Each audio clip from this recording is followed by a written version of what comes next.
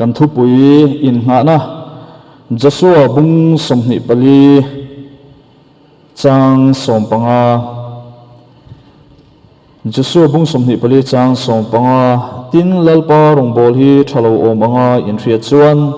voina hian tu rong nge in bol don thang mai ro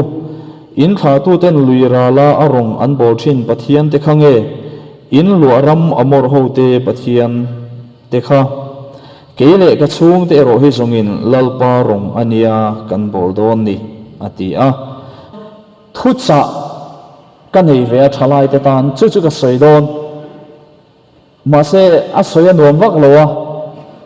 ma se tu te nge in ni ti ka selowa kan soi tu ten tu te nge in ni min sil lo boka tu ti dan taka mo kan reng pa thu ron soi dona a thu pui ron than chu a huo chu ni mai ti ania chu tiang deuh chu ni me a huo chu ni mai ti ang deuhin thu cha kan ei ve pakhat chu nama kan har angai pakhat na mizo kan ni mizo kan ni na yang kan chiang turania kan har turani chumi ania wang chuan nam thu thunga mo nam zia rang phau chuak zonga in khom ti dan in chei ti vel lamaka ka ken le ka kalpui ani chuang lo mase bible hi han en wang ila tir ko te thil ti chon lalpan nama te asiama antan ri te akham saka ti asoya chu wang chon hetiam mizo kan omte vai bengali a tianga sap kan tiang te chi sang hetia kan mi pathianina min siam dan pathianina arwang am min din dan ani awangin mizo kan ni na hi pathianina min siam dan ani tuna hian du in thang tir le chong kan tlang wal ho theng khati chu sap palian buang theng thung mel thataka pian kan du vek ang chu bonglil lel ni ai chuan kan mei che te po sap nola pian nal thler thor mal sei thler thora pian in du vek ang chu mong fol pir per ni ai chuan ma se kan du ma hian tu ma kan piang lo ani pathianina min siam dan min design dan in mizowa kan pianga chu wang chon mizo kan ni ti hi chian turani inti sap angai lo inti vai ting tang po ngai lo tu lai inti sap lu tu mizo tong po thiam mang to lo te kan om to za thak ti hriat tu inti changkan na hnung ber ani ing ga rian chu wang chon he nan hum him le tum din hi kan mo phur ma ani ti kan hriat ka duwa chu wang chon mizo kan ni na hen kan chiang turani apakhat na nama kan siang turania kan mam hi kan mangai turania kan ram hi kan mangai turania he kan ram lo hi chu ram dang kan nei lo wangin kan ram hian mangai tu amamo ti hriat telangai khatlai kha soi thui tur tam ka soi thui lawang apa ni na a nupui pasal in nei uar tur hetlam pang ka hoi wanga ka ti chan kher lo ni o a chan chu statistic krang kan in share na hi em ula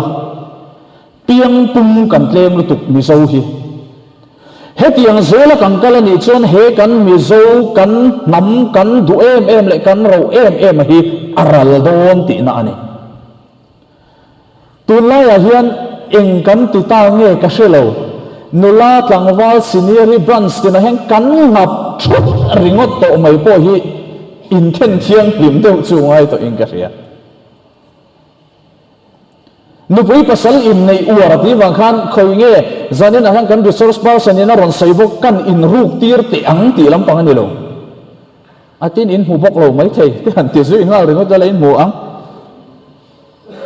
ko shan le pathian du danin nupui pasal nei uar ngai kan bial bi kan solo kan cha mari pastor bial lai pui tlang khi piang pum kan om melo ni kum le tum kum bial in khom pui chung khan kan in share na chon mithi som pali kan neya nau piang som pali kan ni kan in za chi kan pung lo ti na ani chumi ani chong kan kal zel kha tiang zel kan kal ani chon lai pui tlang ko thang khian rol ama bak ti na ani chan mari ko san kha athi ain apiang nau piang kha som panin manin tamani masala member za thum sang thum chong an nia chuta tang chon sang thum chong tang chon han chut ta ila an graduate a percentage khan a za zel chut khan an tham na piang pung an om na kha hiam lutuk za zela bial point pani something vel so ani chu khovel in share na dana le het lampang expert te chut na a chuan namral zia tho chu wang chuan he nam hum him le tum din hi kan ti tur ani awangin nupui pasal nei na chang kan hre tur ani tulaya nupui pasal in nei na chang kan hre lo ti la kan har awang ve viau tho bok se eng ber hi nge man le ka tia hetian nula senior te ka zo la chuan keima tok te hen research ka nei ve thina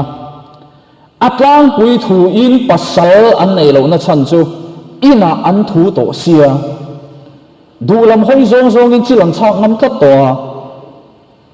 mi ina valoi le vel khan pe lo ni berin ka ria tin pakhat le chuan ere thei kan hlau pasal lo nei la fa te lo nei la rual tin an omanga enge kan inang kan har salu tu nga asha om lu tu do na sin chu mi clear dan chu an fin ker kor lu tu ka an clear thui lu tu ka chu nga wang chu nan nei ngam to lo chu chen khata ani avaya chu nan ni vek lo ni o mi pa a po chu tiang chu ni tho kan don a thui lu tu ka tun ma a kan upaten nupui pasal chu at lai in nei chi an ti kha adik na chin te poi om kan fing lu tu to kan in nei ngam to lo ni re ni ma sala hai hi hre ngo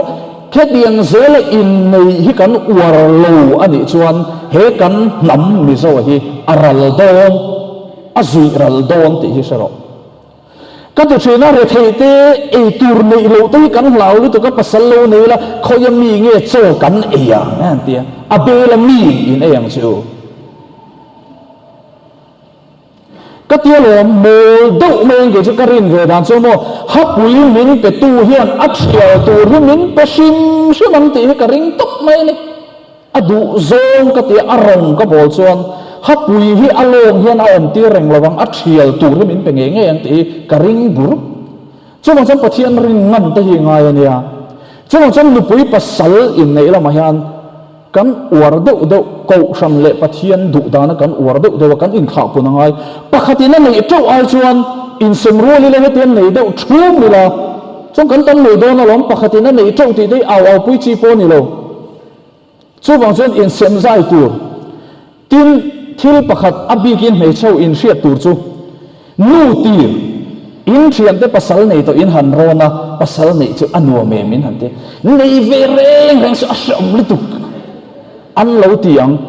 a chan ka hrilang chaw a hra ong wang ani lo in nei ve palang tiang ho wang ani kha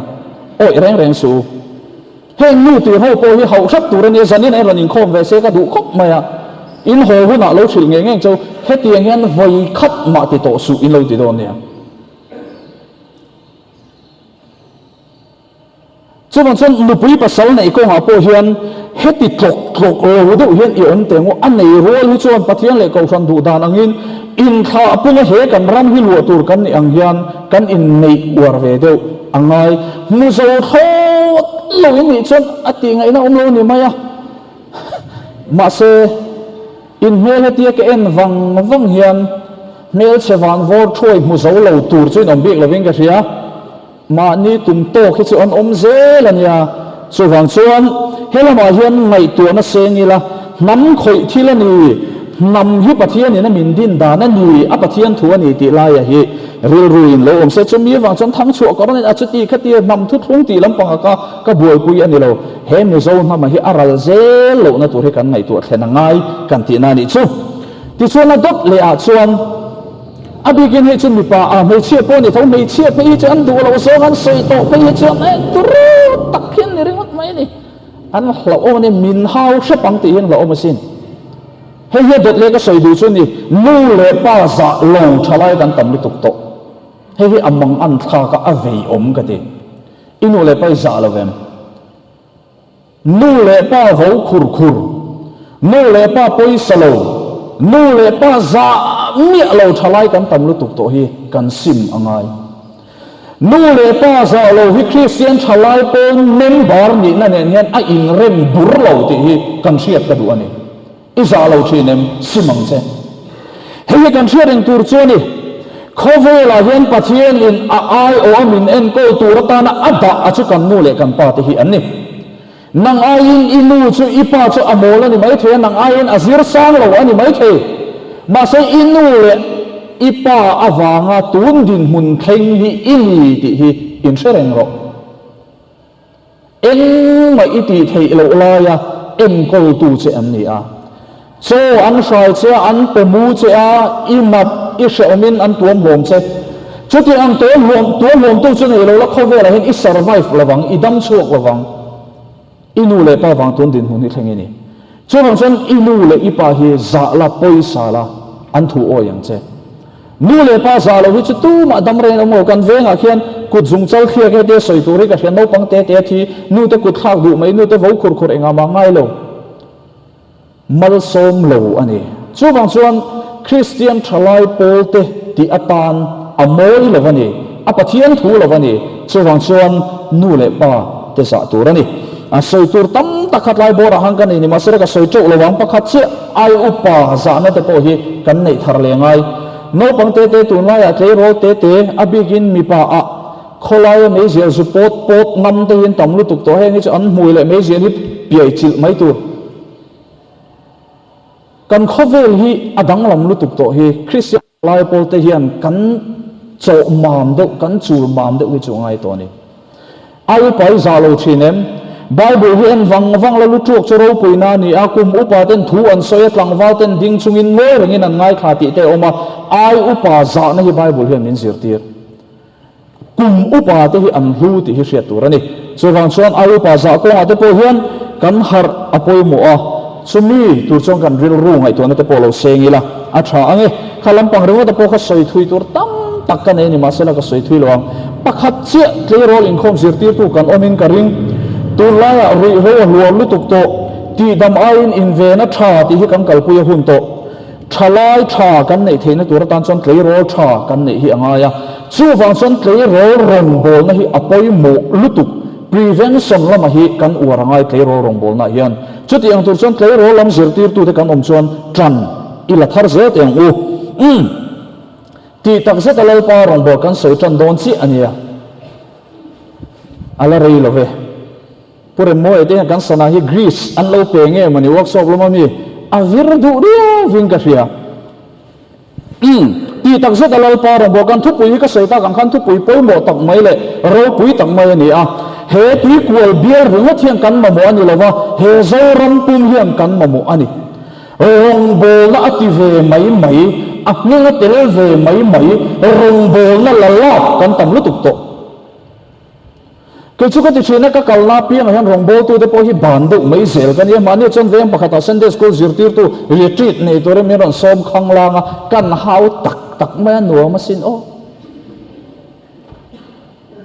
cái tia lom pe le wa rong bol tu chape lo a chen zirtir tu ngat phei chu no pang en ton tu ran nia ni lai zan in khom in ni zan in khom pathian ni chu in khom i pe lo chuan bang ro cái tia an hoi lol mai no pan hit engen nunan em to na chudiang chen rong bo na hi fashion ang chaw manga ti mai kan tam lu tuk to hi amang an kha kan ni chu wang chuan zanina kan thu pui hi apoi mo tho ani kan mo ani ke ma ni chaw hian ni lawa he ram hian amamo ami zo ram pum huap ang po thu pui khan tham ania tu na hen pastoral ministry hian thu pui an ron thang ve chi abok alo mom le in ka ria KTP ten hetiang ang kan boi pui hi chuan ti tak zet ti le lo pa rong bo hina kina paper kha kan la sem donin ka hria a i kha ta khan thuma lampang a chu ka ziak nol awangin a then chu tiang ka kal kha nanga chan chu dar ko kan bang man lowang ti ka hlau kan kal khan de set set anga 10 point hi chu ti tak zet ti na ko chu he kan thu pu hi rem yang kon chen doni na sei fe tham ani ti tak zet ti ringa po hi sei fe tham ani a to zo ka sei du chu zong kan thei na sang ber kan thei to ti de pon sei la kan sei so lawanga tin pum pu hum in pum pe na kan ti po hi aking telani ti tak set ti yan chu atong kam bi ngau ni ta se tin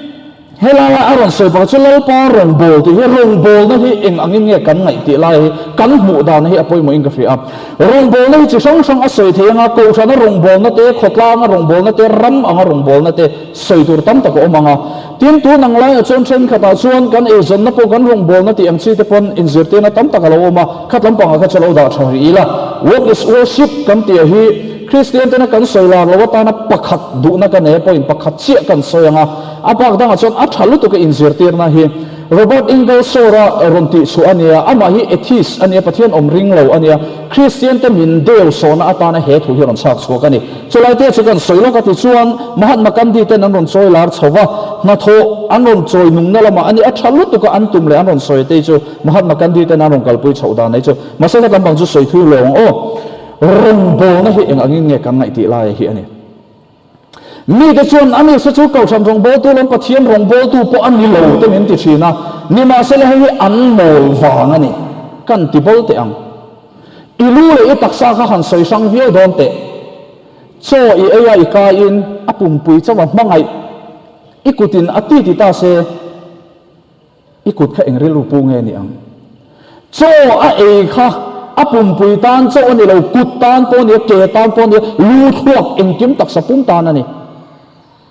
cho ma chon ko san le lal i so se sang tal an tum mi chu pathian thu an siat lo wang ani lu le taksa sang thei lo sim sim ko san lu chu Krista ani cho ma chon so a pathian rong bo tu lo ko san rong bo tu ni so an ti se pon amen tiang se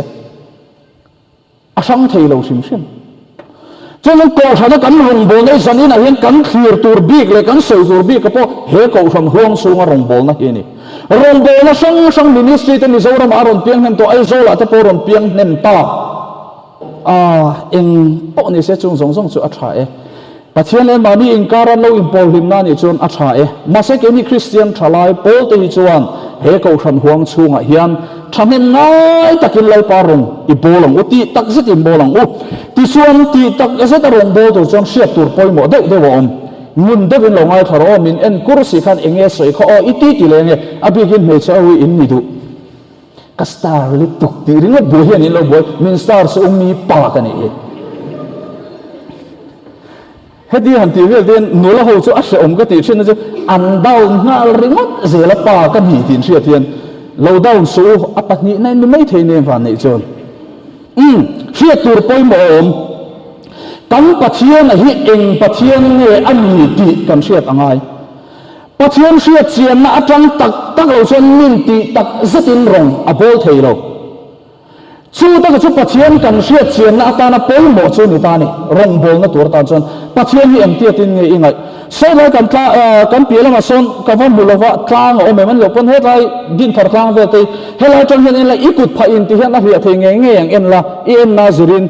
ni ma sala va kal mai chi la ikut pha khan kha tlang kha atiat don lo reng he ti hen ka ti tu ma ka mu thei mi lo cho ma so ka kut pha ti thin in om mi lo in bai le lam ko ka kut pha ti ve hen yang hlai phuk hlom ma kan te chi lo na nga niang chu pathian siat chu pathian ni at mai a afia pathian kan siat chian na tur tan chon pathian kan mai angai ani chu pathian siat chian na tak atang lo chon mi in ti tak zatin arong abol thei ngai lo kan pathian hi eng tiat nge eng ang nge ani ti hi amma sa chon kan siat chian angai ani chu lekha kan ka ron zia kan akina chiang de zokin lo la chiu ro pathian ni na sang pali ka senga ma sei ka sei zau lo hang pathian chu tharawan e pathian chu mangai na ani a pathian chu eng ani a pathian chu kan ral mang mai mei ani he kan sei wo lo du chu apali na mangai na le khongai na khat pathian ani kan ti sang kan am me na kan lo me ni ma sala pathian thi thu chia le ni sual te seng lo chu ngai lo pathian ani nai kan thei hen le thina kan ral mang mei pathian ani na lai ti kan se chia na ngai ani chumin nun pathian ti na nun ni na fen thei na dura tan chon he kan pathian hi a sia chia na ngai tak in ngai to na lo chung zo mang chei ti chon pathian zia attributes of God anti hian chi sang omnipresent an tie khoi ki po omania omnipotent engkim ti theiania ti chon to chin nei lo thapna akhat ania chatuan pathian ro pui ber chungning berania pathian engkim hri ani mi na an mu pui lo che he ta dai kil kara ithil ti ru zong po mu vek tu pathian ani rong bo na ti thape lo Israel thei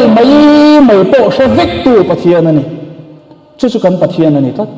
chuan chon pathian siat chian na atang hian mi in lau parong ti tak zetin lo bol thin ani he i pathian se chiang tur hian alam hoila ni tin amanen import thin ang che thokhat lai khan Billy Graham atu hun lai khan America rama khan God is dead theology pathian athi ti pathian thuka aron lar fak mai ni trong trai la tu na han ye lo trong trai la a chang che em trong trai ro a chang che em thren khat tam tak lo chang lo pathian athi an tia an au pui chum mai chata chon mu pakhan mang ang si pathian a shelo shi athi lo shi khan Billy Graham wa pan ve a kapu hey tu na hem pathian athi an tina samaya kam pathian hi athi em ni ti in zona wa zota Billy Graham achon heti hian alo chang athi lawan yang tukin zinga po kan in bia ati chu rong bol tu nun tu ra chu ni arong bol na anung em avo in khain hian ama tu rong bol tu tha an ron na chuak lo chu kan pathian kan mai kan bel chiam kan ria chiam angaya akiya kan om tam angai chimle tang chuan lalpa rong bol na thanem kan ngai theyang ti chuan adot le a ko na mi rong bol na pathian ko na a chian lo chon rong bol na thanem angai thei ngai lo KTP field ti aron thok chuak ve ma sela thanem ngai ai chon a then vel mai anga thil alala phianang thanem ngai na ru tak an nei ngai lo mi ko na pathian ko na an chian lo chuan chuang chon pathian ko na hian chian angai i chiang lo to ro tu ban pathian min ko ve tak do na man le eng ti turing le man le min du le ti ril ru pu mai thei ni ma sela hi hi shro ama ring tu lal Isu Krista ring tu te chu tin a hriat lo ka te chu ama fapa ang ta ko om turin aruat lo ka chung aruat lo ate chu a ko boka atia rom sia tu chon ani chon kan thiu ti ang te ni lovin ama ruat le khongai nang zokin min chandam Christian chalai pe te chu kan ngai dang le kan du dan ni lovin ama ruat le khongai nang zokin min chandama ko na thiang min ko bo mi piang thar ama lal Isu Krista ring tu zong te chu a nung zuya arong bol turin min ko vek ko na san pa chiang ta ka ke ma mi hriat khari kan be sei turang lo kan chiang na tur chu Bible in min ko thu asia ka chu ringa thanem ngai ta ka rong bol mai tur kan ni chu bang chen nang le ke hi arong bol turin min ko wa voina zanina min da na huna hi kan rong bol na tur ta na lalpan ada ani zanina hum bar pa ngai ke chu kan se ti ni mai the ni ma sele enge ikowam pathian faka choi mo pa men bar ti tam tu le tha ti chak tu pakhat ni tur lalpan ada che ni he lai chu sei ve kher ngai lo thu pon ve kher ngai lo obi ni ve kher ngai lo pathian in ada na zona chu kham lung oi takin iphak am to gen thanem ngai rong bol me ro thilpe kharong bol tu te pan lo pan ko selom adu selom chu ta ka chu lon Martin Luther te pan anon au pu priesthood of all believers anon ti ring tu zong pui thiam na anon au chu pu ani kha lo bi thu bi ko lo ma ni zon thawa rong kan bol the ni ti in anon au chu pu non protestant ko rang kan lo ding chok ta ni kha chu bang son pathian in arong bol turin lal Isu Krista ring tu heti zong hian sang mi piang thar to phot chu arong bol turin min ko vek chu kan sian angai chu tiang ami in rong bol na ko na a chian chuan thanem ngai takin lalpa rong a bol lo theilo ti tak sa rong bol tura ti tur om pe na la tam se vo yom ve hun tak sa hlam in tak sa chu in hana ka nge na chu in rong bol na om reng ani zanina hian he kan tak sa hi Bible kan sia ta ka khan ma ni ta po in ni lo man na ni in ni to sin chu wangin in tak sa a pathian choi moi ro ti kan hu ani heti ko siden mania champhaya rong bol turing kan kala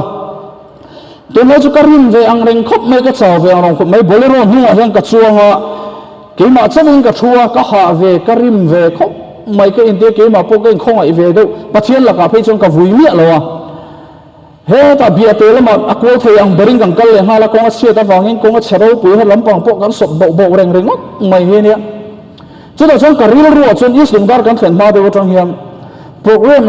zong hi lavek to lavila karim lutuk ka ha lutuk de ma to ni hi male ti ril ru ke ma hian ron piang ani pathian la ma ha chong ka va vui chong mi lo chu tu na ka ril ru ko ai to na ka sen lai chuan thin ril ru he tu thin lung en tu pathian chong ka ngai to zong a hre ka niang ti chuan hla a sak po kan sak ngai lo ke phi chuan a chang po ka sathiam lo man ni a on nimin khan ka thang nge senior department a leina Isu man ipe ita kan ni ti kha karil ron aron ri kuk mai ni cái mà chân rim cái in tia hạ cái in tia về to cái program ang zong zong mình sầu nó po hilak to lâu te ka karil ru chong tu ani mà sẽ thì zong hen ka ngai tu ta scooty kan le ya two wheelers kan le ya two wheelers kan ma mo na mo na piang man turing kan le ani khoi mo na eng ang ha po kalpui mai la ka ha to ka chau to ati theilo an le tu in ka du na huna ka du huna ka mang chua ka eng ma soi sel the nei lo khalir thei khan achan chu ale tu ta ani that to wangin eng anga hla po eng anga rim pon mang ma sela anei tu pai na du na mang ani mai soi sel tur om lo chu che chu ni itaksa iril ru i tharau mana lei ini to a nang ma du chin nang ma pe chin ringo ta rong bol tur ini lo anei tu pa in adu na huna charong i bol mai tur ani ti karil ru aron omani ke ti pi rong bol na pon engma chang son hruai tu ni chon ha fal in ti cha te kan nei thin a ve lu tuk to lo mo nu pui fanau te po kan op man lo ina kan man lo han ti chang te po kan nei thin ni ma salam ma ni ta kan ni to lo wangin he kan taksa hem pathian choi moi tur kan ni arong kan bol na hi pathian kan choi moi na chu ni mai tam taka chone lai thui pathian fakala ma zawai ti hi kan ril ro ni do ber chung chu ani ro tho rolin ni ma sala pathian thu ang zel kan nun kan manga pathian duang zel rong bol na kan kalpu hian kan pathian ni choi moi na lo mai ani thil dang te fa kan ni ro chu bang chen ma ni ta kan ni to ro chu bang chen he kan taksa hi in pa na kan nge na chu chu in rong bol na om heng ani kan tran tu na ron sia kha por chen than ngai takin zir tir ni he ta taksa lan den taksa ru ru tharau ako chu ti ro chen aron soi chu he kan taksa nge e plan turin ani aron soi ni chu ta han tura ti po chu ke ma ni chan ve tel ni lovin anei tu pa ta na in wan pum pu hum na hi po la hian a soi kher tuna chana ni na taka chon ke tri pi rong kan bola he kan taksa hian cham kan langa lutu kan du zong kan chak zong niam kan ti zong ti na tan he taksa kan lam mang na solutu in wan pum pu hum na chon ke ma ni du zong le chak zong ti arem ve to lo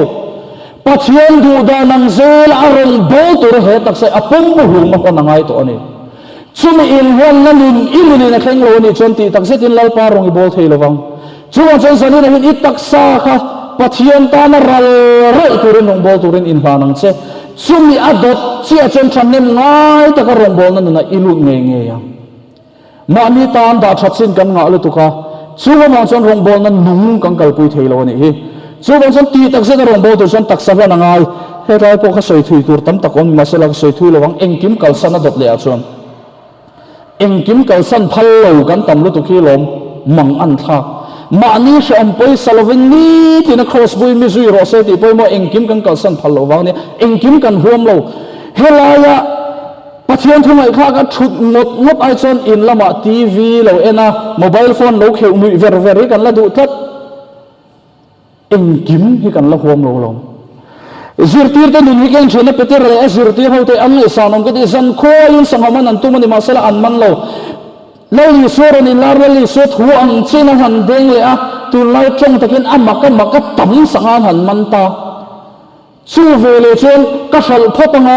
chutin khating chen korte ka leng kan pui fanau te kan pe photangi am ti lo reng reng zan khu an lo be do chu tam tak hal tham an mana ni ma sa chung ang zong zong chu kal sanin lal i suwa an zui le niamale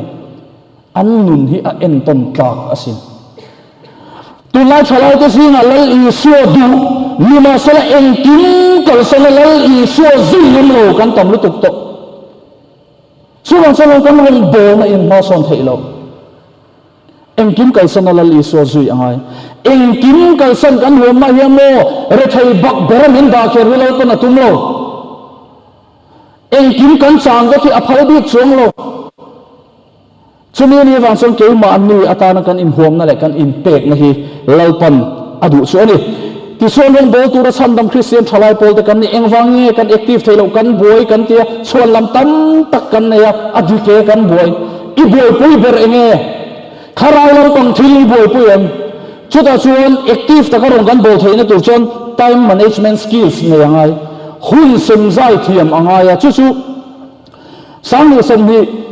general conference zirtop zana khan fellowship ka soya hun in chen dan sang sang le hun kan nei dan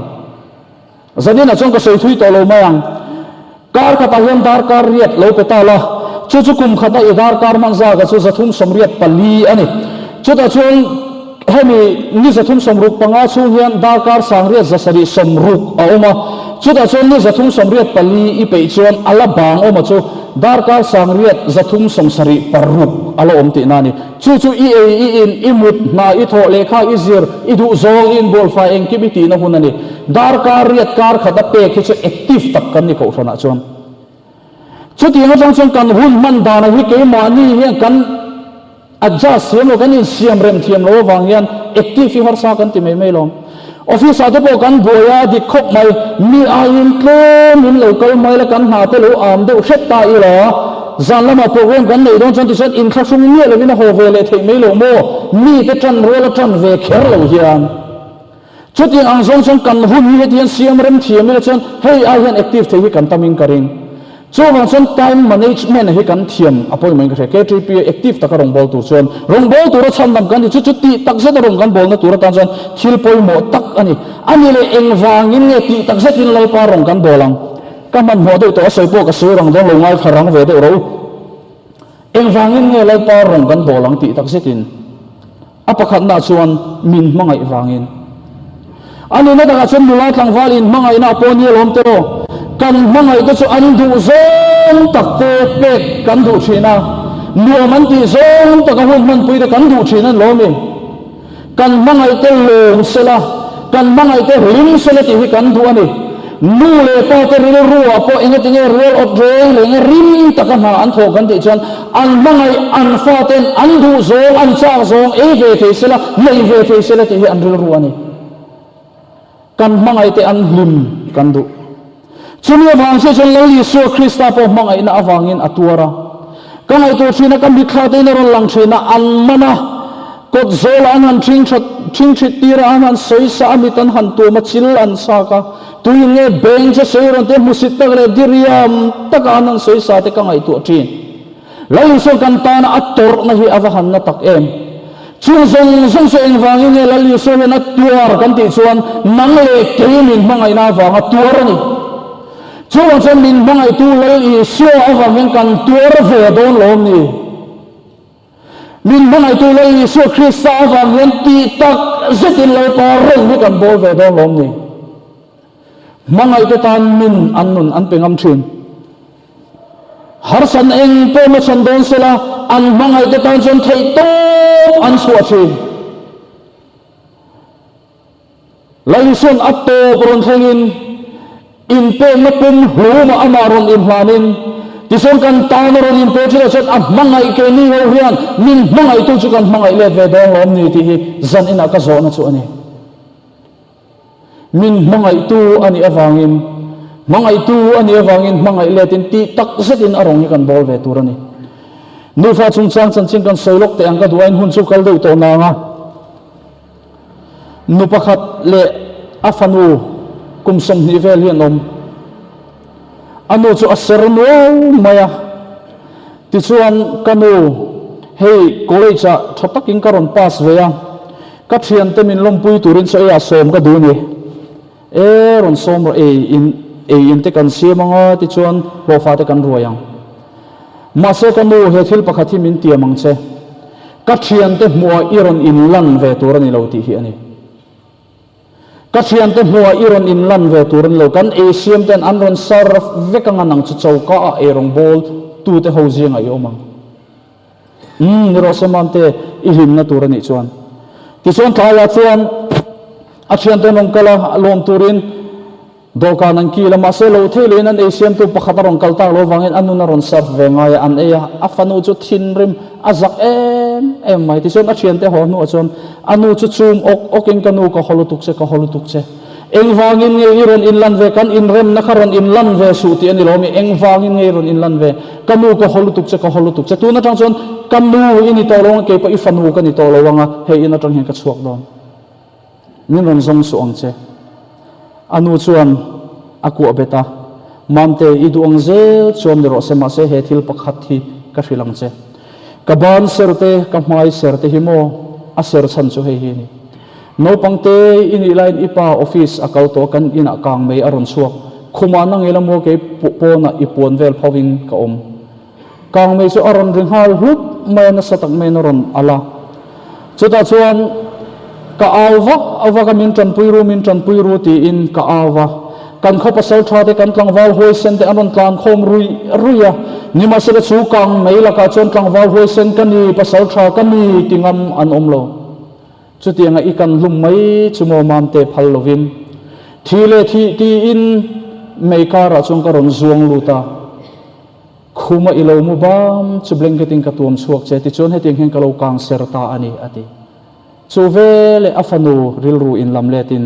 kanu min ngai damro ibiang serte hi kata na van moi tak em kanu min ngai damro iban serte hi kata na van moi tak em adi afop vong atra abang elo kanu min ngai damang che voi khat ma ka za pui le ngai to lo che kanu min ngai damro te na trap hom lai so len mangai let ve aputin ka sia kalvari klanga azamo sa ruak huna turpo nei lovin patlinga pumpa mol pho takin khai kanin a om mi singri ru mi paril ru tang sang khai a thong na to kha om lo chung eng wangi nge lali so na ron tur le nang le ke min mangai ani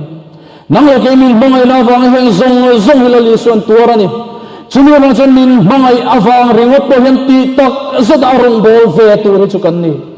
chumang chen he ai na so khen lal parong bol turin i in bot sayang kan ai amun ape kan nun hi atan kan pe ve turani tinanung anung ata chu an mani ta na anun to lova an thi aya thi thole tan chon anun to zong na turin ani mi zong thi aya na thi ni tia bible na sai ang khan lali so tan nung ve to tur kan ni manale kan ni nang takin lali so tan na ding rong bol ve to tur kan ni he khovela hen dam chan pakhat ma kan nei lo kan dam chan churong bol tur chan dam kan ni chu kan rong bol na chon ti tak zeta thanem ngai tak rong bol turin lalpan min du ani chudiam tur chon he khovela hian rong bol na kong min hon sak chuwang chon thanem ngai takin ti tak zetin lalpa rong i bol se lang lalpan na thu kan zawai tan min som sak thoro se